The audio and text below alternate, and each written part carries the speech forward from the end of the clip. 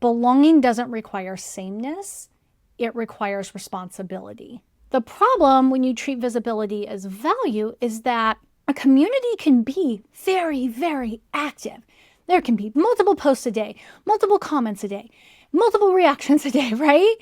There can be all this activity without actually making anybody feel like they're any better today than they were yesterday. I can do my best. You can do your best. I can work my hardest. You can work your hardest. And one of us is still going to walk away not making as much of an impact as the other. So, belonging doesn't come from being noticed. It comes from knowing that if you weren't there, something real would be missing. We're wired for connection, but most of us are faking it to fit in. I'm Tonya Kubo, and this is Find Your Freaks, the podcast that flips the script and spotlights the quirks you thought you had to keep quiet. Subscribe now and head to findyourfreaks.com for show notes and extras. Because around here, what makes you weird makes you wonderful. Normal was never the point. There's a moment in my interview with Jeff Yoshimi that I keep coming back to. It's not about cancer. It's not about gaming.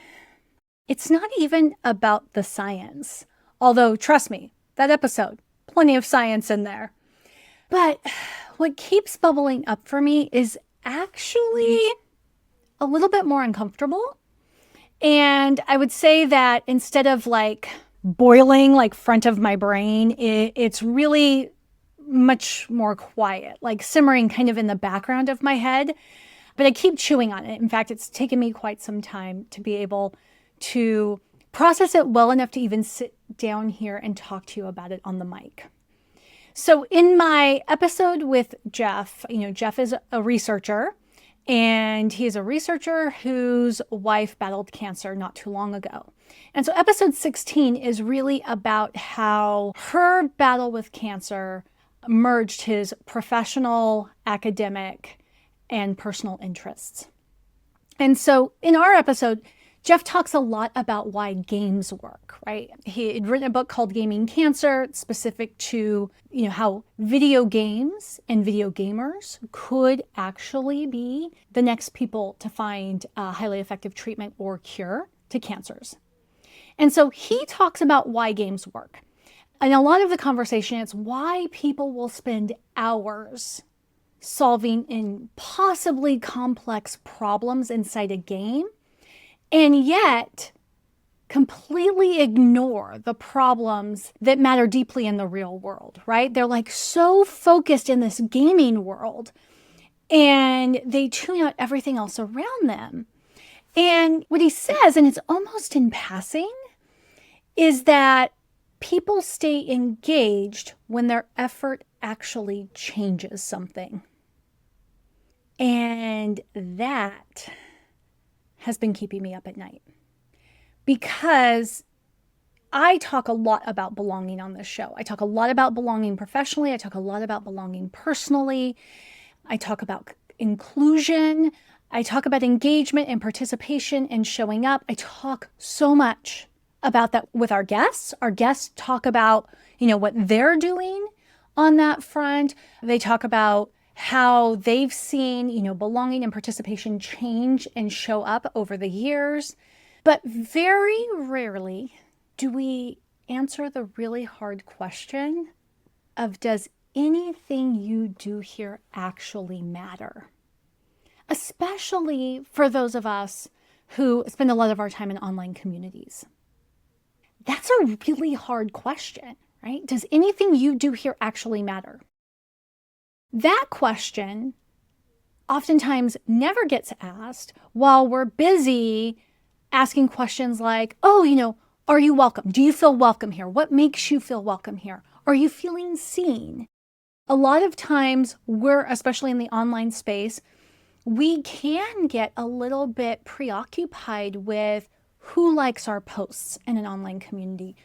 How many likes our posts get?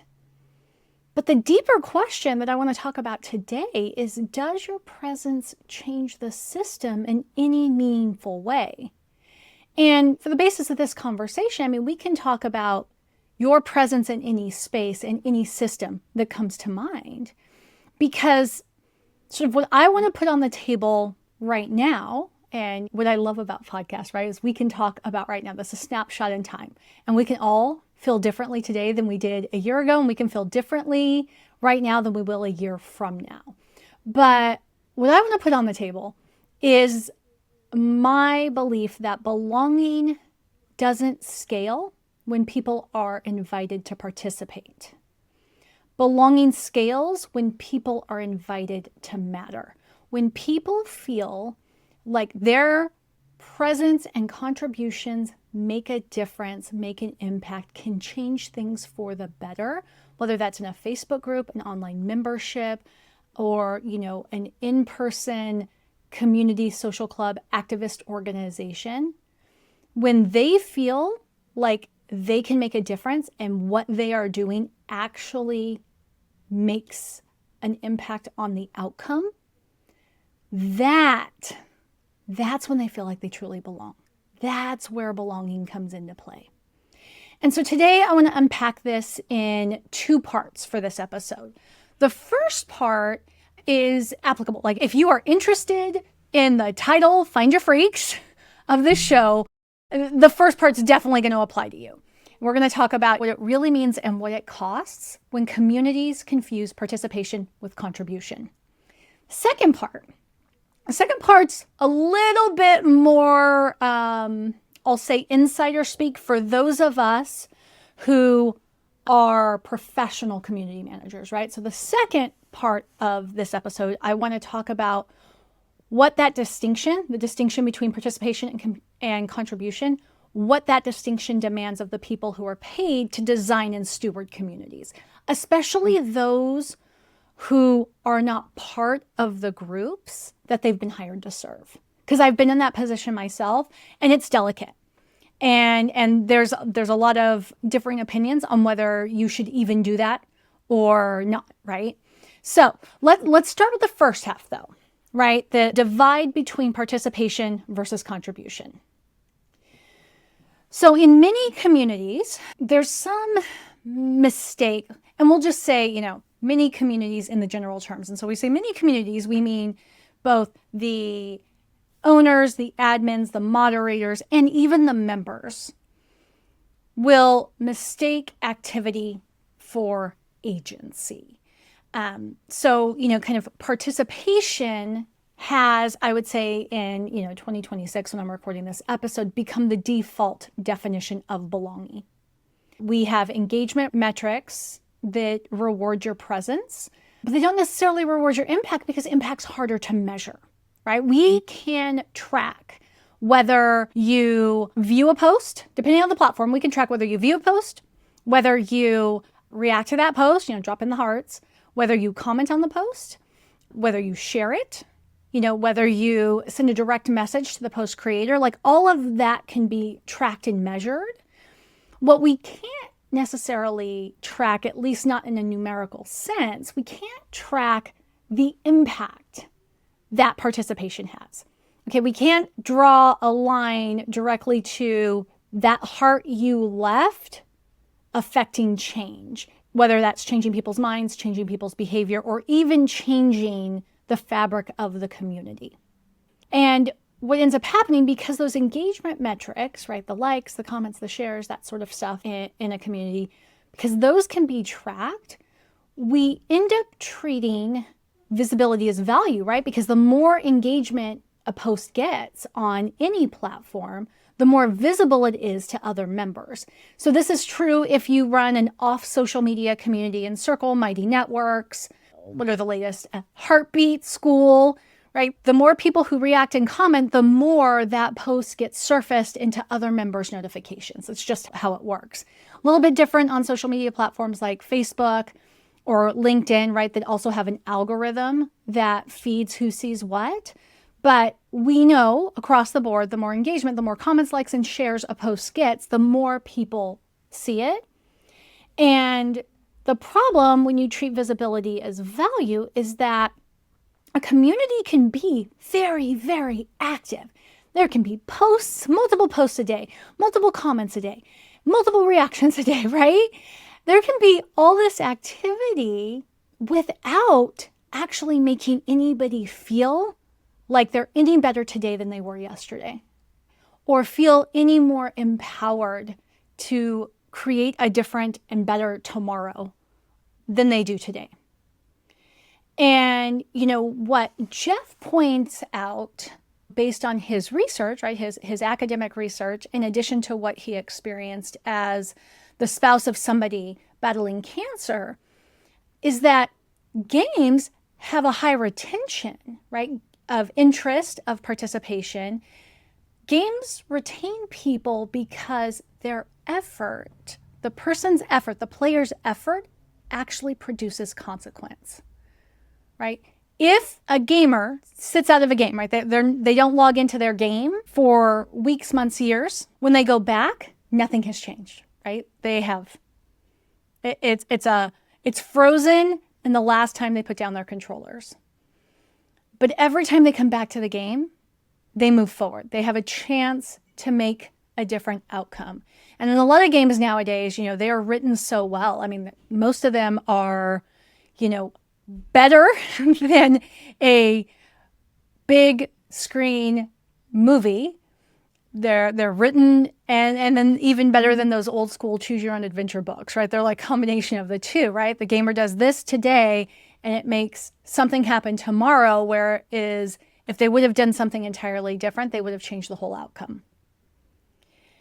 And so games retain people because their effort, produces consequence, but most communities don't, right? Most communities aren't retaining their members because they're not necessarily tying what the members do to any obvious outcomes in the group.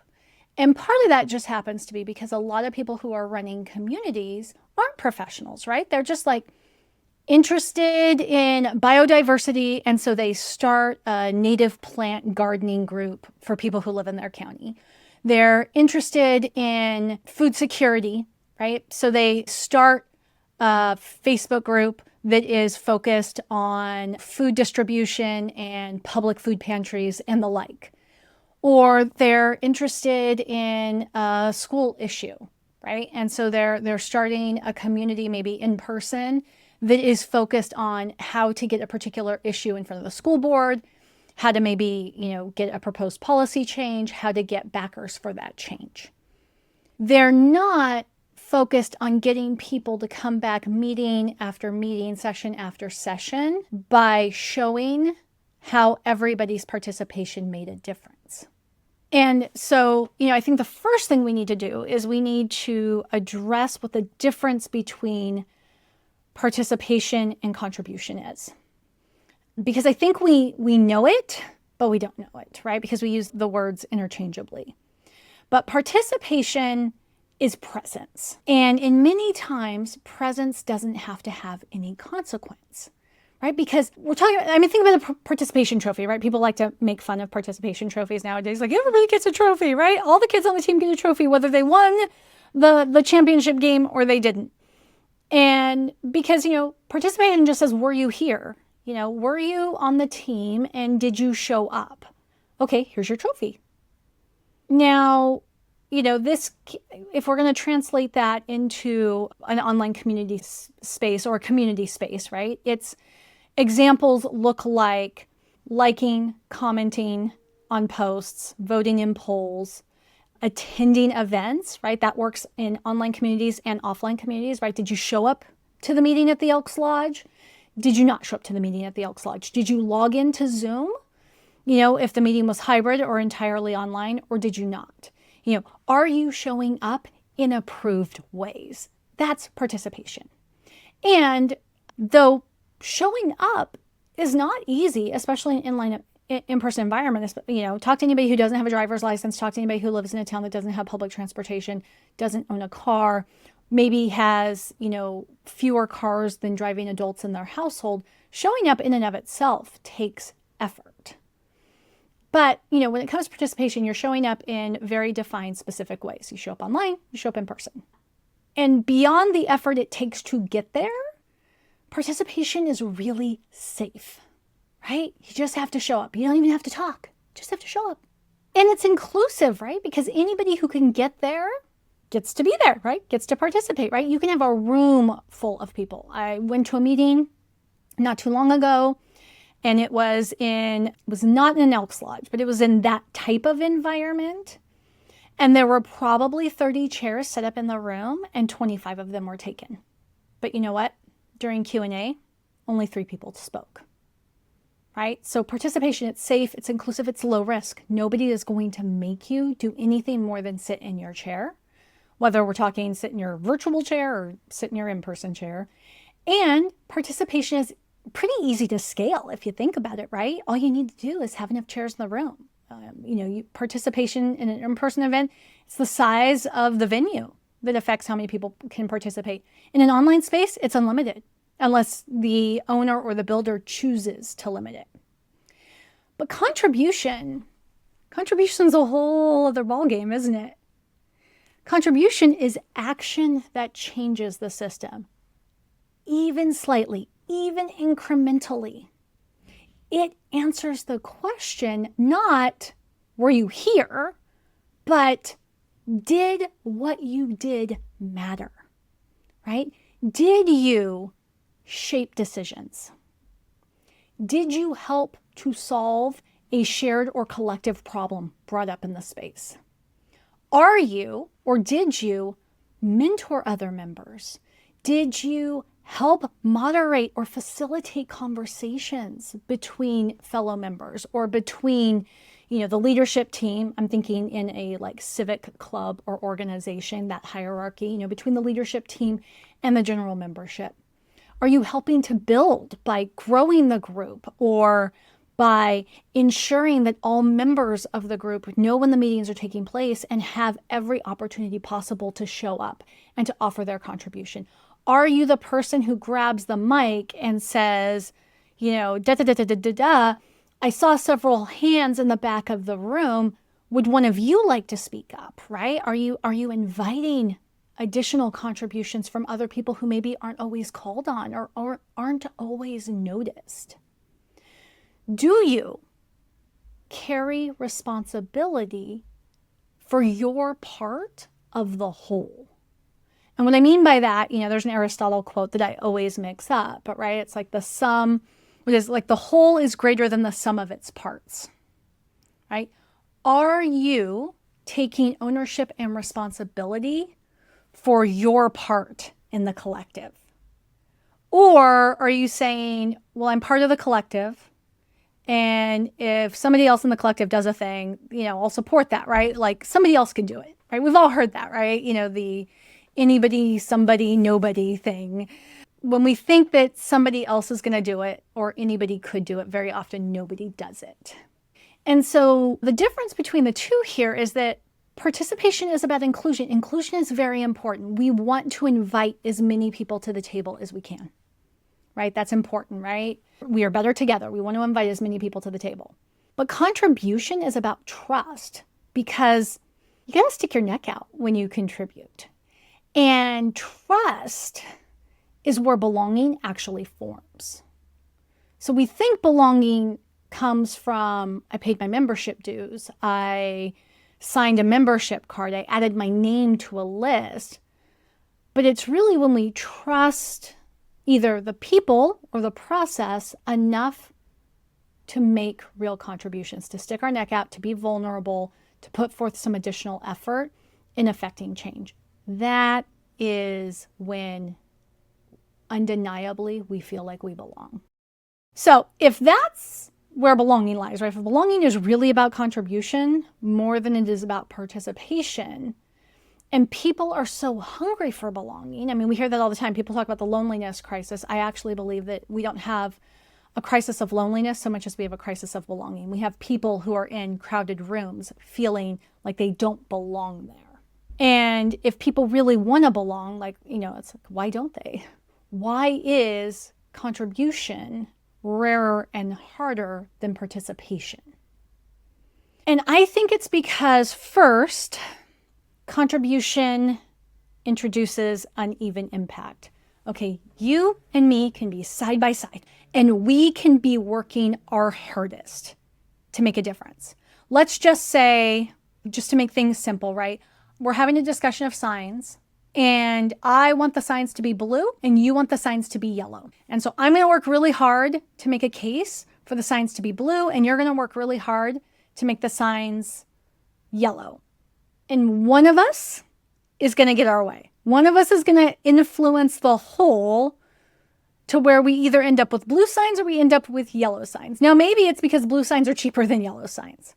Or maybe it's because yellow signs align with, a color scheme that's already in existence, and so it wins. But in general, what contribution does, right, by both of us doing everything we can to get the signs ordered in our chosen color, it shows everybody, including us, that equal contribution does not equal even impact. I can do my best. You can do your best. I can work my hardest. You can work your hardest. And one of us is still going to walk away not making as much of an impact as the other. And that's hard. It is hard to acknowledge that you gave it your best and your best wasn't good enough in this specific scenario. So contribution introduces uneven impact, which is tough. Contribution also creates accountability. How many times have you been in an organization that if you bring up the idea, guess what? Guess what? You're now in charge of implementing that idea. There are a lot of people who like to have a lot of ideas and a lot of thoughts, but they don't actually want to do anything when it comes to bringing those ideas and those thoughts into a reality. So, contribution makes that accountability. It's are you going to do that? Do you think that that's an important enough thing that you are willing to lead the charge? The other thing, as I mentioned in my blue sign versus yellow sign hypothetical example, it allows failure, right? We win some, we lose some. And sometimes it's not sustainable. Sometimes contribution means that something will break if the lead contributor leaves. So, I think about this in the case of long-standing groups. So I used to be part of a mom's group. And before I was the leader of the mom's group, we had some amazing arts and crafts meetups. They were great. They were so nice. I am not a crafty person at all, but they were incredible. But when the person who led those arts and crafts meetups, transitioned out of the organization, which she had every reason to do, right? You're allowed to come in, you're allowed to leave. And I became in charge. We did not have in-person craft meetups because I don't have a crafty bone in my body. So I was not capable of leading them. And I wasn't capable of getting anybody else to lead them. I just didn't have the skill set to help somebody else see how that could be possible because the other person was so good, they left big shoes to fill. So, the arts and crafts component of the organization, those great meetup groups that were so wonderful and so valuable, both for, membership growth and retention, those went by the wayside. Now they were replaced by meetups and, sub-interest-based subgroups that I am a little bit more akin to. We had a freezer meal group and we had recipe exchange groups and we had coffee chats and play dates and things like that. Those were things I could, wrap my brain around. And then when I exited the organization, some of those things did not continue, right? I don't think anybody else was as excited about freezer meals as I was excited about. So that group went by the wayside, but other groups took its place, right? Other interest-based subgroups took the place. But it doesn't change the fact that people who really enjoyed the freezer meal group or really enjoyed the arts and crafts group felt like something they valued deeply was missing when it disappeared. So, contribution can mean that something will break when the lead contributor leaves. And I think that's why we all love to focus on participation, because participation protects our comfort, right? Can we get, we had 15 people last month. Can we get 15 people this month again? And because contribution changes outcomes, it's risky, right? Change is risky.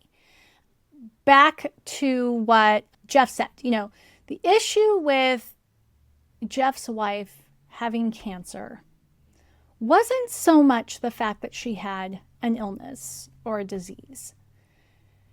It was how helpless he felt, right? And, in many ways, and this is what he recognized with the games, right, is people will disengage when nothing they do can alter the trajectory of the inevitable, right, of what's going to happen.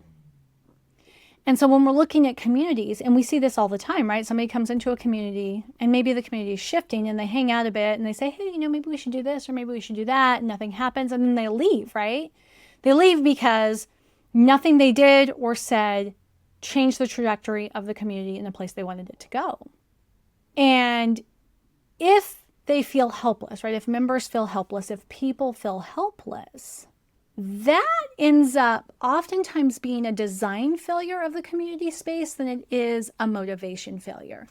Now, this is something that happens a lot, right? We start to think like, oh, well, nobody is coming to the meetings because they don't want to leave their house. Nobody wants to leave their house when it rains. Nobody wants to leave their house on a Monday night after dinner.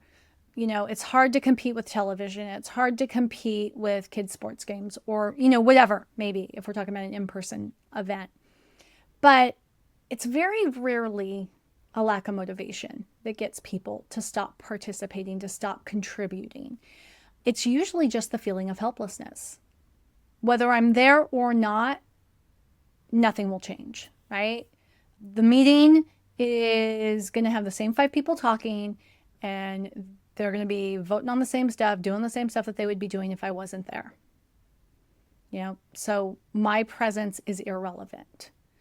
And I do think that those of us who build communities, we can design communities that control for that helpless feeling, right? It's like we have to design spaces where people feel like their presence matters and they see that their presence matters. So if belonging isn't about showing up, if it's not about engagement metrics or attendance or visibility, maybe, if it's actually about being trusted with something that matters, whatever that something is, then the harder question we have to ask relates to the fact that contribution doesn't just happen on its own. Like I was just saying, someone has to design the container. They have to write the rules. They have to enforce the rules, which I think most people dislike more than they dislike writing rules or following rules. Enforcing the rules is the least fun part of community in many cases. Someone needs to decide what counts as help, right? What contributions make the biggest difference? Which contributions do we listen to? Do we absorb and honor versus which ones do we ignore? And this brings us to the second half of the topic, because this is a question I get a lot as a community strategist, and there tends to be 2 very distinct camps, right? And the question is, can you ethically manage or even effectively manage a community that's built around a market, identity, or lived experience that you're not part of, right? And this question can make some people defensive, especially if they're professional community managers. And I totally get this, right? Because underneath it isn't really a question about your credentials or your qualifications. It's a question about power. And let's talk about that. And then we'll wrap up and I'll let you on your merry little way. So when we're talking about stewardship, power, and community management, right? That stewardship piece, that power piece, all kind of fall under these discussions about ethical community management. You have to first acknowledge the real concerns, and the real concerns are that the manager can get centered over the members, right? If the manager is not part of the community, then they may design something that's based on their convenience, their comfort, over what the members really need, right? Like I'm just going to use an example here. If I feel like, okay, I don't actually know enough on this topic to be able to tell people, is it better 1 or better 2? then I'm just not going to answer any questions on this topic. Or I may just say, you know what, this topic is outside the scope of this group. And then I can avoid that uncomfortable feeling of not knowing the answers, right? And so I'm creating rules and policies and practices around my comfort so that I don't have to deal with what I don't know. I don't have to learn things that are foreign to me. Sometimes you'll see like almost a performative inclusion where, you're like, well, not part of this group, but I know enough about them, I can pretend. And pretending only gets you so far. Also, when you're not part of the group, you may not be quite in touch with how people talk, their jargon, their tones. And so sometimes you can be a little bit overly controlling in how you moderate behaviors and comments and such because you're just not familiar with that tone. And, the tone policing, the performative inclusion, centering the manager over the members, these are all risks that if you are a professional community manager, you can't ignore. And if your inclination is to ignore risks like that, you probably should ask yourself whether you should be managing these spaces at all, because it indicates that you don't quite have an understanding of what makes people tick and why people gather together in online spaces. So first, I think it's important to recognize that members and community managers, or you call them stewards, if you will, have different roles and responsibilities within a community, right? The community members are expected to hold their lived experience. They are expected to be there with the sum total of their life experiences and share them as it relates to the topic of the community. So I love to use the example of recovery communities because most people understand at some level that there is communities built around people who are addicted to a thing and no longer want to be addicted to that thing, but that's really hard and it can be like a lifelong challenge for them, right? So they come into a recovery community, they have their entire life experience and a complete awareness that their life experience is not the same as somebody else's, right? Maybe they drank or did drugs because of a traumatic childhood, while somebody else partied hard in college and while they graduated from college, they never graduated from college level partying, right? Could be that simple.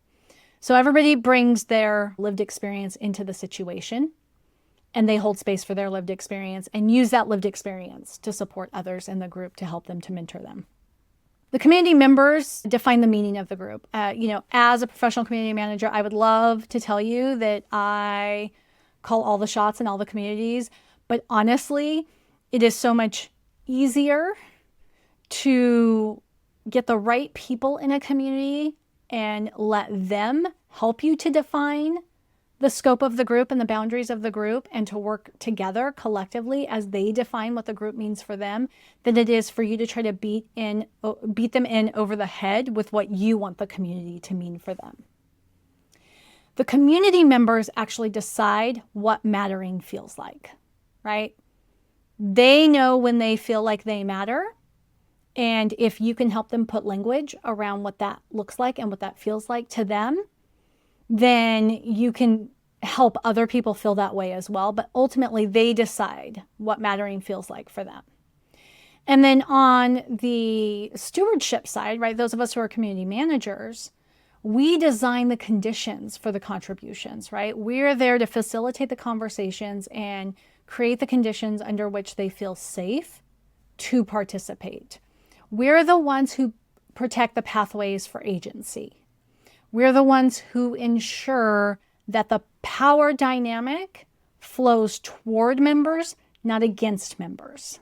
Something that I say very often when I'm talking to other community leaders, when I'm talking to business owners especially, is that belonging doesn't require sameness, it requires responsibility.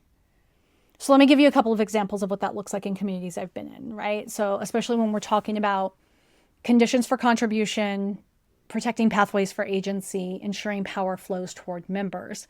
So there's a community that I used to lead for several years, almost a decade. And one thing that we found is it was truly a community that never slept. It was global, so somebody was online all the time. And it was a community that was emotionally vulnerable and that sometimes manifested as the looking a little bit like neediness. They weren't really needy, they're just emotionally vulnerable, right? They feel very sensitive about the stuff that they would share. It took a lot of trust building to get them to share. And so they would, post all hours.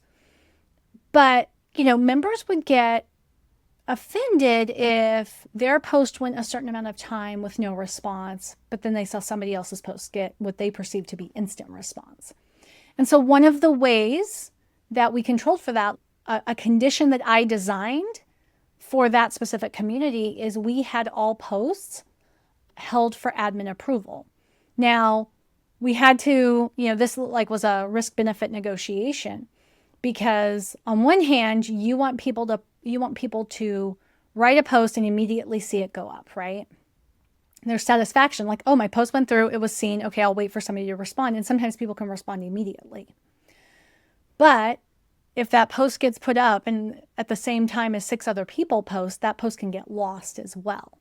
But if all the posts are held for admin approval, then an admin can go in, approve the post, respond to it, approve another post, respond to it, approve another post, respond to it, right? No post gets lost. So that's an example of designing conditions for contribution, right? We were able to, as we approved each post, we could respond to it, we could tag other members who might have something to contribute, and we really did enrich the experience by controlling the flow of new posts. Now, not everybody loved that. Some people felt like we were censoring because, of course, they can't see which posts we reject versus approve. So their assumption is that we must reject posts if we approve posts. We never rejected posts unless they broke the rules, and almost nobody in that community ever broke the rules. But that's an example of designing conditions for contribution. And it's also an example of the, conversation you have to have with yourself and your team to decide whether that makes sense.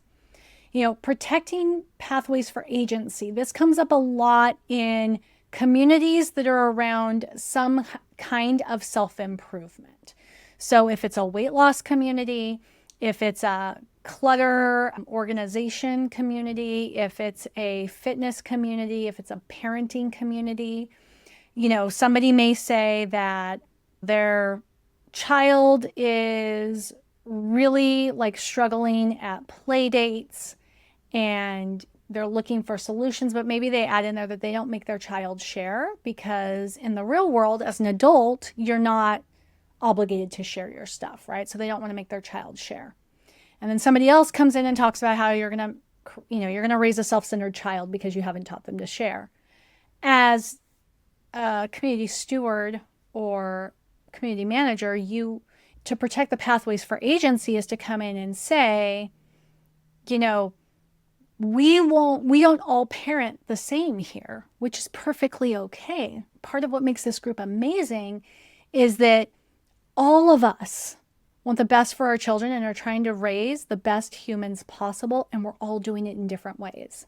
So while you don't have to agree with the fact that Susie doesn't make her child share, you do have to respect the fact that Susie has a right to parent her child however she wants. So let's just bring this back to Susie's real question here, which is probably not about should I let my child share or not, because she'd already made up her mind.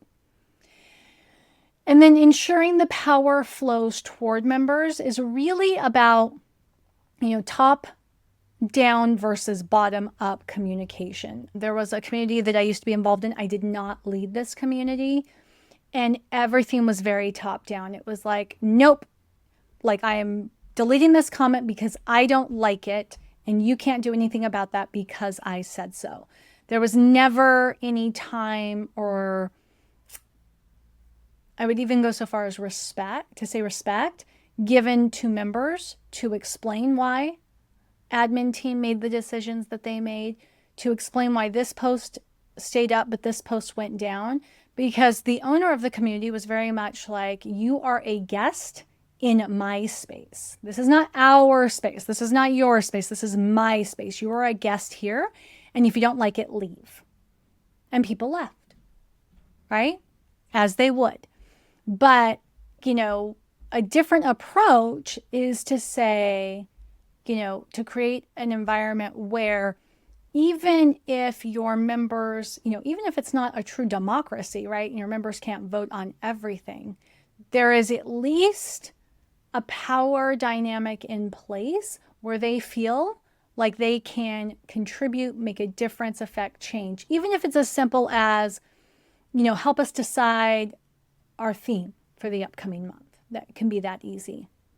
So again, to reiterate, right? Like belonging doesn't require sameness. We don't have to all do the same thing at the same time in the same way. But it does require responsibility, taking responsibility for the container that you build, the way you are facilitating conversations to support or to not support contribution, and the consequences that come from that, right?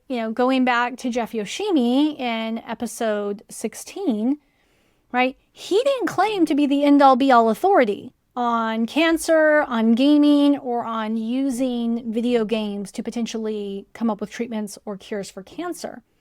He just set out to build a bridge. He set out, the whole purpose of the book is to present the idea that, hey, gamers are creative and they are relentless when it comes to pursuing the goal of winning their game.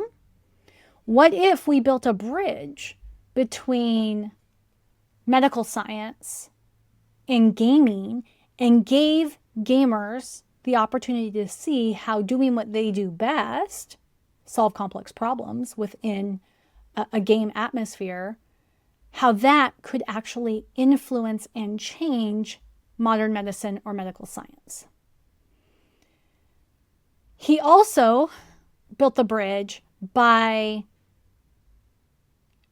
explaining that intelligence is not a monolith, right? Every intelligent person doesn't think the same way, doesn't have the same expert level of knowledge, that you can be a medical science expert and you can be a gaming expert.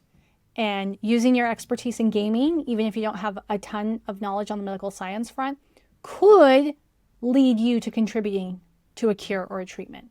Just like if you have knowledge of medical science, maybe you don't understand a lot about gaming, you could work with a game designer, however, to come up with a game that is both entertaining and useful. So what you want to be thinking about in terms of ethically managing communities or leading communities of which you're not a part of the target population, what you really just want to be thinking about is, what is your role as the community manager, right? Like if you are there to be the voice of the community, that might be really, really hard if you're not part of it. But if you're there to lift up the voices of the community, right? If you're there to help the members who are part of the target population get a seat at the table and get their voices heard, then by all means, you don't have to be a part of the group, right? You just have to be able to elevate others and be able to make room for others. If you get the freedom and the power to make changes to the community, to shape the outcomes of the community without consent of its members, that can be tricky. That can be dangerous territory. But if your job is to design the space where others can matter, well, then really what you are is a steward, right? So it's different managing a community that you're not directly part of versus one that you are. Several years back, I was asked to manage a community for a business association that was focused on a specific ethnic group that I am not part of. That was tricky. The whole time I wasn't sure that I should do it.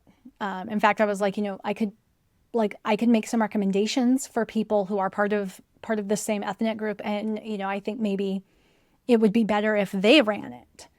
And the thought process is because I wasn't, the person who hired me believed that since I wasn't supposed to at any point in time talk about what I thought or what I believed, and I wasn't supposed to directly answer people's questions, I was just supposed to default to the association's leadership team, that it didn't matter that I wasn't part of the ethnic group, because all I needed to be able to do was ask clarifying questions and point people in the right direction to get the answers that they needed, or point them to resources that were already created.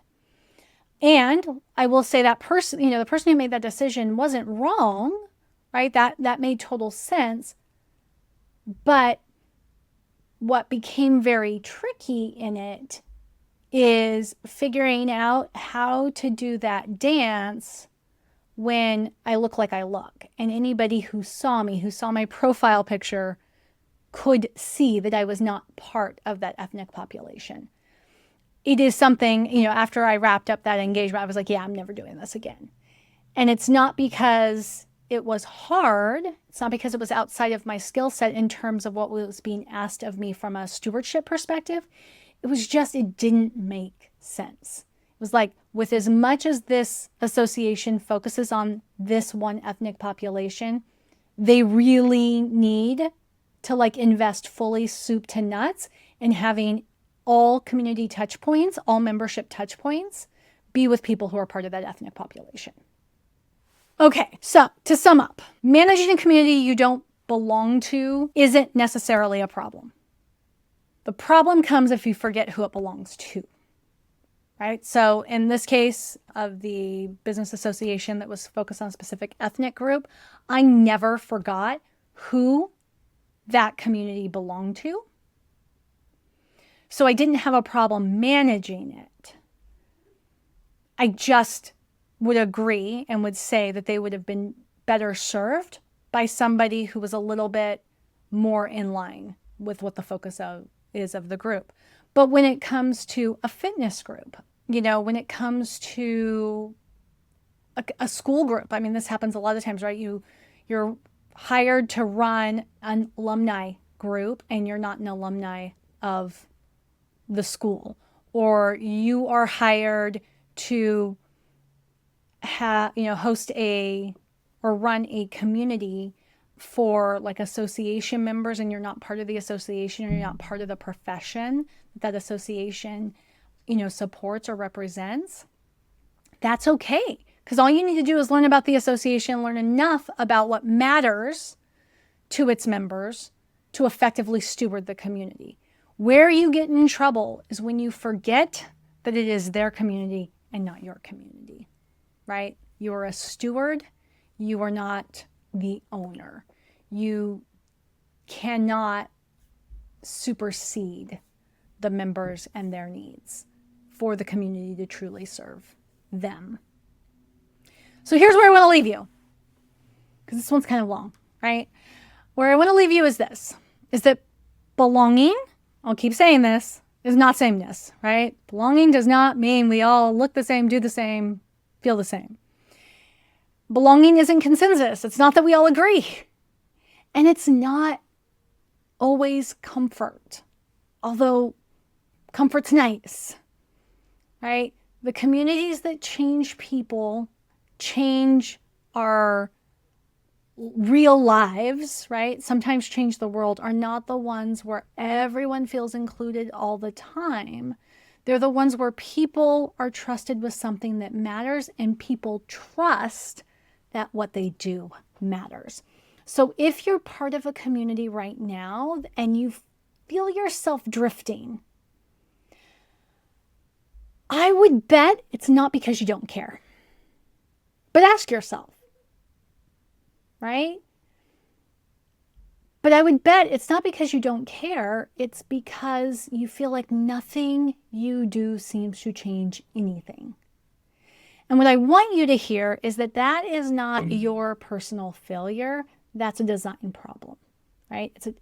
the people who design the community have designed it in a way where it's hard for you to see that you matter. And sometimes the answer to that for you is to simply go to whoever's in charge and say, help me understand how I matter to this organization. Help me understand how I can support change here. Like I've heard a lot of descriptions of the problem. Can you point me to a solution that I can participate and contribute to solving or to carrying out? And if you're somebody who stewards communities, right, like I do, whether it's formally or informally, here's the harder question for you, right? Are you inviting people to participate, or are you inviting them to contribute in ways that actually make a difference, in ways that shape the outcomes?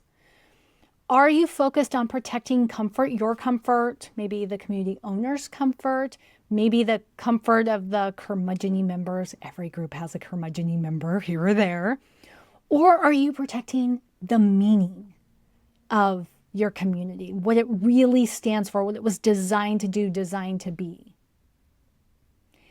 And, maybe the most important question of all for you is who in your community is still being treated as an audience member, as a passive bystander, when they could actually be a co-creator, lighten the load for you, lighten the load for other people in charge, and actually move the needle in getting all of the members to combine forces around what really matters most to them. So, belonging doesn't come from being noticed. It comes from knowing that if you weren't there, something real would be missing. That's what I want to leave you with today. I would love to hear your thoughts on this. And if this is the sort of episode that has you going, yes, this is the kind of conversations I want to have, I would invite you to become a supporting listener, right? This is a listener-supported show, at least for this time. And you can make a one-time or ongoing monthly contribution at tonya.link/coffee. That's TONYA.link/coffee, COFFEE. And, just 10 $5 a month sponsors or supporters actually offset the cost of editing an entire episode. They take care of Anita's full work. And if that means a lot to you, it means a lot to Anita for sure. She would say thank you. And it means a lot to me. So with that, I will leave you until next time. If there are topics or communities that you think we should be covering in the future, if there are people you want me to interview, now's the time to let me know. I'm planning the next 6 months of recording, and you can check the show notes for contact information or simply go to findyourfreaks.com and there will be contact information there. Fill out a form. Let us know who we should be interviewing down the line. Have a great one. I'll see you next time. That's it for this episode of Find Your Freaks. To help more weirdos find their way here, subscribe, rate, and leave a review. And if you're craving connection, join the Freak Show at findyourfreaks.com. What makes you weird makes you wonderful. Normal was never the point.